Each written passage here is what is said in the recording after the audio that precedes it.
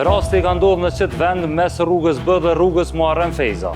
Që ky është tuneli nga ku kanë dalë dy të dyshuarit, ku njëri prej tyre ishte me armë automatike në dorë. Sot kemi me fol për ngjarjen që ndodhi para 2 ditësh afër Muharrem Feyzës dhe rrugës B, ku banorët u tmerruan nga zgjuajtja me armë automatike që ndodhi pak para mesnatës. E para e punës vlen me cek që ende nuk është arrestuar ndonjë person i dyshuar për këtë rast. Deri më tash, sipas burimeve tona, bëhet fjalë për 2 grupe të përfshira në këtë rast, që janë ngjujt me armë zjarri mes vete për arsye ende të panjohura.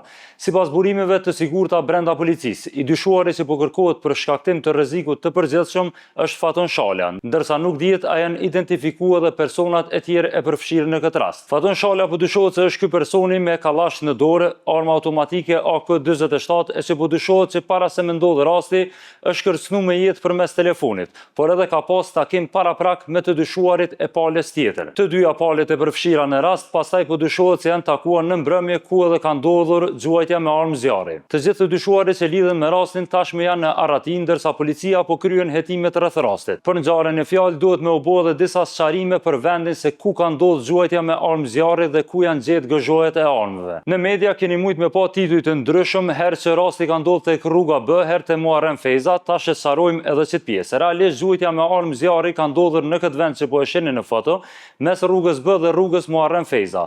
Pra kjo është hapësira e përbashkët mes objekteve banesore këtu mes rrugës B dhe rrugës Muharrem Feyza, ndërsa nëse i keni pa edhe disa pamje amatore në media, ku të dyshuarit shihen duke shtënë me armë zjarri, të shtënat kanë ndodhur fiks në këtë vendin hapësirën që po e shihni në pamje.